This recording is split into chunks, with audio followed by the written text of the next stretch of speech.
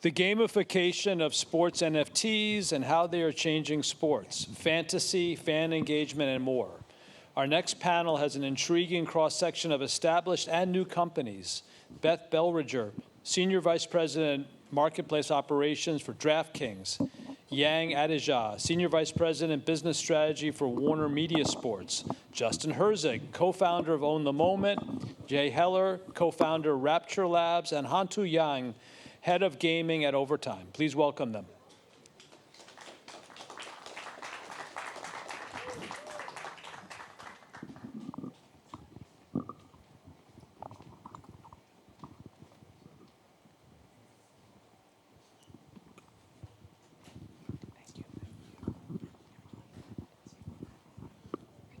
Welcome, how everyone? How's it going?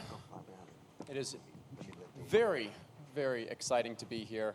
Had a few minutes to chat with our amazing panel backstage. We have some great minds up here, so I'm gonna help host this. I'll do some introductions and excited to talk about some fantasy, some gamification, a lot of things we can do with fandom in this space. So starting off to my left, we have Beth Beiriger, SVP, Marketplace Operations for DraftKings. Then we have Jay Heller, who is the co-founder of Rapture Labs. Then we have Hantao Yuan, who is the head of gaming for Overtime. And at the end, we have Yang Adija, who is the SVP, Growth and Innovation at Turner Sports. So everyone, thank you. I'll start off. And my name's Justin Herzig, co-founder of Own the Moment. So let's give a couple minutes. We'll go around the horn and start out with some introductions, and then we can dive into the meat of things. So let's start out, Yang. Hi again. So Yang Adija, SVP of Business Operations at Turner Sports. And yeah, absolutely. I know I can't see you guys out there, but I know my team's out there. So, Turner Sports, what are we doing in this space? We've actually been, Turner Sports Bleacher, I would say, we've actually been in the space for a little while and looking at NFTs and how it changes fan engagement. We started out by creating a NFT-based game, which I'll talk about a little bit today, as well as doing some, collectible drops we've done with Bleacher Report as well, and really looking to create opportunities to keep fans engaged in sports in really unique ways. And so one of the things that we think about is how do we look at our sports fans and add value to them using NFTs, and particularly with engaging environments. Awesome. Hey, everybody, I'm Hantao. Nice to meet you. I run gaming at Overtime Sports, based in New York. I am also part of the team at Web3. We have a partnership with Magic Eden where we have our project called Bracket X. You can go check it out on the marketplace. I also own a gaming guild called Quest. Hi there, my name is Jay Heller. I'm co-founder of Rapture Labs, a Web3 innovation company. While it's not directly with sports, we, with an upcoming project, Degen Capital Partners are borrowing from the daily fantasy draft and gamifying the real-time crypto market. Hi, I'm Beth Beiriger. I'm SVP of Marketplace Operations at DraftKings. DraftKings entered the space August of last year by launching their marketplace business. We have suppliers that bring collections on. We actually create our own NFTs, a primetime NFT series, and we're soon to launch Rainmaker Football in partnership with the NFL Players Association, which will be an NFT fantasy game. Very cool. My name's Justin Herzig from Own the Moment. We started off as an NFT sports analytics platform for NBA Top Shot, expanding to other sports at Dapper Labs. And then last year, we launched our first NFT fantasy football game. So continuing on this theme of gamification, adding utility through NFTs, to really maximize and capitalize on our sports fanhood. So thank you all for that. Let's start off with around the horn, just kind of a high introduction of how do you see the role that NFTs can play with regards to sports fandom and engagement? And Beth, I'll start with you. Yeah, I think it's a natural pathway, given how sports fans use contact concessions and other things that, and then they collect memorabilia. And now this gives them another outlet to collect digital memorabilia. But underlying utility that you can also use to engage with fans is going to be crucially important. And I think at DraftKings, we're starting to explore that and figure out what users want, in addition to adding really awesome IP. So users actually own it, and using that underlying blockchain technology, we're able to really legitimize what people are paying for. I like that. And Yang, I mean, with Bleacher Report and Turner Sports, and like, how do you guys decide which strategy to use for what we're creating NFTs for? How it mirrors your kind of TV scheduling, your online content? Like, what does that role of the NFTs play with your larger engagement? Yeah, I think one of the things that we're looking to do is focus first on the sports properties that we have partnerships with. So you look at the NBA, you look at the NCAA, AEW, we look to drive value to our current sports, both leagues and our fans. And how do we pick the ones that we think are the best ones to do? We look to see the things that our fans want and what we think are going to have greater engagement. And one of the things in terms of where you're mentioning about where does value lie, we think that sports fans will be driven towards things that they think not only can they get immediate, sort of value from, but where they think their interests lie and what they can engage with. And we think that those who have ownership, it's more like, rather than being renters in a space, you are owners. And when you're an owner within a space, you want to see that space grow and you take more value within that ecosystem. And so that's what we're hoping to build with a lot of the properties that we work with. As you can tell, we are very much fans of ownage at Own the Moment and with our other product, the Owners Club. So I like that theme there. Hantao, with the gaming that you're seeing with the esports aspects, do we see that like NFTs are going to play an increased role to kind of keep fans engaged, get that ownership for maybe it's highlights or connecting with players? How's that look? Yeah, I mean, when I first started exploring just gaming in general, I spent probably like 10,000 hours on a few video games. And if I actually had ownership of my assets and just being able to control like when I enter and exit out of those certain games, that would have been way better usage of my time. I like that. And I mean, I feel like sometimes NFTs gets maybe a negative a little negative rap in the gaming space. Do you see that, or what does that kind of look like? For sure. Everybody hates NFTs in Web 2. And why is that? Because you're spending the $10,000 but not getting anything for it. Is this just like, are we just brainwashed by the big AAA games, or? Yeah, I think that people just don't understand, right? Blockchain technology is very new. People don't understand how it's actually used and what the underlying technology actually means. And I know, Jay, with what you're building with the gamification aspect, coming from the daily fantasy sports, the number 2 hire at DraftKings over there, how are you taking kind of that knowledge and that experience to what you're building with the gamification of DeFi? So with predictive gaming, we see an opportunity for people to vet themselves as, these investors. You have this huge market where finfluencers can have posed a problem for some on social media.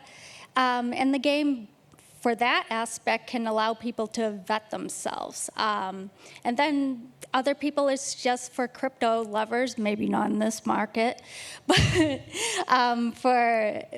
for people to have a competitive spirit and, learn the different movements of the coins. For example, like with one of the games that we're building, it's a daily draft of a crypto portfolio where you draft your fantasy portfolio, crypto portfolio, and then after a week, based on performance, much like a DraftKings model. Did I answer that question? No, that's good. And again, it sounds like you're maybe taking a strategic approach that you may otherwise, take to having a portfolio of whether it's coins, whether it's assets, but taking that gamified approach, which, when we're talking about experience, when we're talking about engagement, that gamification obviously plays that major role. Exactly. And so, Beth, when you had you have the marketplace, Autograph was one of your first real partners around it. They've obviously been fantastic in the IP space, starting with Tom Brady and all of your kind of goats of the sports. How have you seen maybe the fans that are taking that ownership of these NFTs? Has it increased their kind of engagement with the athletes? Has it, their experience? How do we see that kind of playing in the larger market? Yeah, I think what's been interesting is, it just started with, okay, I can get this great piece of memorabilia. But then I think with athlete IP and other things, we started to see people become a little bit more familiar with NFTs and start to question what is it that I get, and really start to question the utility. And partners like Autograph and Metabilia, and even ourselves with the content that we create, understand that users want that ownership, but they want to kind of understand, what else do I get? How does this continue to have longevity? And really creating that intersection between the IP and the holder through experiences or just other things that they start to unlock through the NFT themselves. It's a really dynamic ownership. And I think the partners that we've had have done a really great job in executing on that. And I think lots to learn, and more to come, but we're just scratching the surface. Yeah, no, I like that, because I mean, it's kind of unfortunate, but I'm sure a lot of people here, we're in the sports area, have seen when athletes enter the NFT space, maybe they're misguided, maybe they're miscoached, maybe they don't realize the large amount of effort that goes into having an actual NFT project. And unfortunately, some of those turned into, whether you call it a failed project, whether you call it a rug, but it didn't work out. And so seeing other opportunities for these athletes that maybe have good intentions, that want to connect with their fans, using, whether it is a marketplace, whether it is using the partnerships that you have at Turner Sports, whether it's what we've seen with maybe platforms that are kind of going more for those relationships IP like Flow and such, I think there's a major opportunity. So can I add on to that? Because one of the things that we're trying to do over at Turner Sports is that we talk a lot about not creating siloed experiences for our fans. So when you think about NFTs, and particularly in the beginning, it was like, okay, NFTs was something on the side, and then I watch my sports experience here, or I go to the game here. We want to create a holistic experience. I am a New York Knicks fan, so I want to watch and experience the New York Knicks and all of the things that comes with that, and I think NFT should play that part. And how we're thinking about it is that you will be able to watch that experience on the air with us. You'll be able to buy and engage with an NFT that will have utility to it. You'll be able to play within our block league games. You'll be able to go to BR and have value within that. It will be a holistic experience, and so it won't be disjointed, because a fan doesn't think about my sports experience in sort of dissected ways. They think about, I just want to enjoy that experience, and I want whatever that value that it comes from that, for it to give that to us. And that's sort of how we're trying to, create that ecosystem around, sort of the sports that we are engaged with. Yep. No, I like that. And I think we know how important community is to this space. And even on this stage, I think we have like 3 different approaches for how community comes. I mean, at Turner Sports, it's probably more top down. You already have those people who are watching the shows on Bleacher Report, et cetera. With DraftKings, you have maybe people who are, more in that sports engagement, the sports kind of DFS, the sports betting, and then find out about it peripherally. And what we've done is more that bottoms up, where you start with the community that are Web3 and then become native. But I mean, like, how important is community to your overall strategy? Like, what have you learned, and what do you prioritize going forward? I'll start with Hantao. Yeah, I mean, community is a pillar of everything that we do, I think, especially in Web3. When we were looking at how we wanted to launch Bracket X, we didn't have to be the smartest person in the room. We just wanted to really target, like, how can we make something that already exists in sports more fun? And millions of people already played March Madness, but once your team was out of the competition, it was boring to keep watching. So we wanted a way to use tokens and NFTs where you don't necessarily need to be stuck with just your first pick, so that they can continue on with the competition and really feel that whole experience without having to just be out of the competition and just be done. And I mean, and so Jay, with what you're building and this kind of gamification, I mean, games are fun when you can play with others, when you can compete against others. Like, I come from the daily fantasy sports side of things, and like, it's very competitive. Is what you're building going to be more in that kind of competitive standpoint, or do you see like that community aspect of, oh, I also want to play against my friends, I want to play against others, a leaderboard aspect? Well, like the leaderboard, I think that by nature ties in the competitive factor there. So with what we're building, we'll be incorporating a leaderboard, but also prizes and a metaverse aspect to it, where as you reach certain standings on the leaderboard, it will airdrop you, say, keys to the metaverse tower and provide access to prizes. some, crypto or partnering brands down the line. So yeah. And Beth, what about you all? What do you guys see with that kind of community? Because DraftKings has such a large, customer base, fan base. What's the kind of strategy to kind of create that more Web3 community feel for the NFT side of things? Yeah, we actually set up a dedicated team for community management and make sure that we're creating programming and content. And I think we've got a long way to go, I'll be honest. But it's been really interesting to engage with users in a completely different way. So, Web3 users, we use Discord and other ways, but it's also fun and to bring users into the space, and you do that through community. So you kind of leave breadcrumbs for them to get in, and then you've got all of these users in there really talking smack and really flexing and doing a lot of things. So it is a pillar, I agree. It's been really fun to watch and to see what we're going to be able to do there, but it's definitely a different way of engaging for DraftKings than we had previously done. Yeah, I can definitely see that. I mean, we've seen so much in this space, and it's kind of challenging because some of the most successful NFT projects have really been built around exclusivity, around having that really tight-knit community internally, but there's that FOMO of wanting to get in, and it does have that exclusive nature. But like what we've seen, at least from our side of things with the analytics and starting off with that kind of Dapper Labs side, is so many organic and smaller communities that have developed. And maybe they've developed around this city that wants to go to sports games, or this content creator that streams every morning and people love watching him. And so we've been trying to find ways to say, like, how can we build more inclusively for all these communities? Because as a business, it's fantastic. We want more people to use our site for analytics, play our games.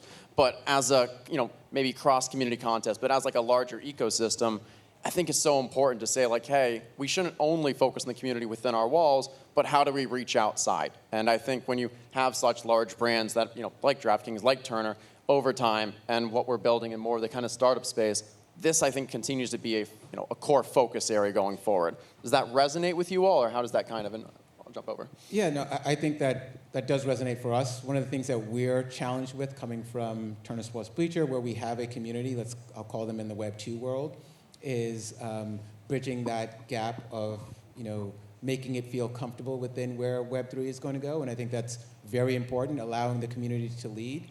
I mean, we've partnered with the Mutable to work within their space because we're building out games and experiences, but we're hope to be leaning into some of their communities that are there, so that it is sort of not foreign to people who are used to so the Web 2 way of engaging, because we have strong fans, particularly with sports. You have strong fans that are tied to the sport, and I really think that the sports is going to sort of lead the way in terms of building that community out. Yeah, accessibility has been huge. Yes. I think lowering the barrier to entry, but also playing a role as a larger brand and educating users into the Web3 space and letting them feel like we're providing a trustworthy space they can dip their toe in the water and test it out, has been hugely important. And community is a great opportunity for people to, from the outside, without getting too engaged, see what's going on, and that's sort of their jumping in point. Yeah, so I mean, there's so many different types of niche communities in our space that are separated by cultures, language, and even backgrounds. When we were operating, it was like there are people who were NFT degens who didn't know anything about sports, and they were like, "Oh, I have no idea who Gonzaga was, but I was following along, right, and cheering for a random team." And then we also have sports fans who are like, "I have no idea how to make a wallet." Right, or even use a platform. So there's so many diverse communities that you kind of have to figure out how to serve each one the best. I love that. It reminds me back to August, like right before last year's football season, we had that exact same thing where some of the people were hardcore football fans, but never had a MetaMask, never knew what a crypto wallet was. And then you had the crypto people who didn't know what a touchdown was and didn't know, because international, American football is not that familiar. And seeing those two teach each other the 2-1s and go through that experience was awesome. And you mentioned a little about accessibility, adoption standpoints. What do we see as kind of those major challenges or barriers to adoption right now? Has anyone kind of seen that as something you're focusing on? How are you breaking through those walls? Anyone have a story they want to talk on? I think there needs to be more around like the education of just like simple onboarding too, like setting up a wallet. How do you, how do you set up your MetaMask? How do you put it to the correct network in order to mint? What's it all mean, And I think once a project, the space nails the education around that, that's when you'll see mass adoption and more people come in. Because a category like sports, it's inherently social, much like how we're trying to build community within Web3. And I just think that little piece of education will allow way for, the masses to come roll in. We actually started with fiat, and we will be bringing on crypto native, but we looked at our existing user base and knew that the barriers to entry were super high, and we wanted to figure out how we could lower them. And that's one thing that we're committed to, because we do, the amount of education is a lot. We're committed to it, but we also want to, as we innovate in this space and do create things for mass adoption, we're doing our part to help lower that barrier of entry for folks. So I would say the community actually has a double-edged sword to it, because we're building out games, and I know Han mentioned a little bit about the sort of resistance of some of the gamers within the space. And I think sometimes when you have a community, particularly the NFT community, and at the fever pitch that it was, months ago, and everything was like, hey, buy this, and it's gonna moon, and everything else, it really turned off some of the, I call it the Web 2 or the gamer space. And so it became a place where they did not want to enter because it felt very scammy, and then it felt very much like, okay, well, now I'm going to be against it because of how the fevered pitch that you guys are for this, and the promise of things that aren't even there yet. So I think some of the just developing substance and having things that really provide value is how we're going to get through that and build a really broad, rich community of new users. Right, because I think we can all agree here on stage that our success probably looks different for each of us, but if we're only reaching the current Web3 community, the Web3 customers, that's not going to be success for any of us. Like, the key really is, how do you get to that next 10, 100 million users for the Web3 space? Adoption, accessibility, like those are, to get adoption, accessibility, making that easy, seamless onboarding experience is huge. But what else? What do you think is that next silver bullet? I don't know how everybody else's crypto portfolio is doing, but I think the current market probably pushed back wide adoption even farther. But I think there's a future that's very soon where there's going to be gamification and interactions where you don't even need a wallet. You're just going to have an account. You're going to have your profile, and you're going to have assets in there that you can buy with normal money, and it's just going to feel like a normal experience in Web 2, but everything's going to be on blockchain. And so are we thinking custodial wallets, or are we just thinking that the wallet experience for me actually still owning and managing my wallet is better, seamless, easier? The experience is going to be just like a Web 2 experience that you already participate in as a sports fan, as a media fan. However, everything is going to be on the blockchain on the back end, but they won't even notice on the front end. There's also companies out there such as Layer Zero, which are providing omni-channel options. So I think that you're going to see more of that in the future, where you don't have to just start on Ethereum or play on Ethereum. You're going to have a multi-chain experience. All right, rapid fire.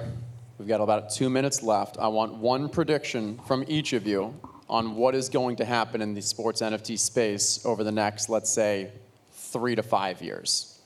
I'll start with Beth. You had to start with me. I think a lot of changes with the way IP is handled, quite frankly. I think the ownership that the blockchain technology inherently gives to a user is very different than how brands and athletes and teams like to manage IP today. And I think it's going to revolutionize the way that IP is handled and owned. wild guess, I think it's going to move there's going to be a big play with ticketing and rewarding seasonal ticket holders or even in-game experiences. So, wild prediction. First, I'll predict that my New York Knicks will win a championship. So that's Yes. that's wild prediction number one. I don't know if we can listen to this second then. Yeah. And then the other one, which I actually, we were having a little bit of a debate on my team this morning. I actually think that the space is going to be, there'll be NFTs and there'll be collectibles, but I think it'll be about a very complex economy within these ecosystems. And that complex economy will allow for creation, and that creation of value will be applied within these sports spaces. And it'll be done in a way that you're not extracting value for extraction's sake. You're extracting value. You're extracting value from it because you're adding value to the space. I think we're going to face a lot more challenges as well. There's a lot of legality that still hasn't been figured out. We still have a lot of barriers in terms of how to serve communities, and we also have challenges of just, how can the community be more involved? Because now we're looking at everybody wants to participate in the creation of these IP and these ideas. I think those are all great. Well, thank you everyone for joining me on this panel. Thank you everyone for attending. Please, Twitter, LinkedIn, feel free to reach out to any of us. I'm sure we'd all love to chat with you all. This has been fantastic. Thanks all. Thank you. Thank you. Thank you for hosting.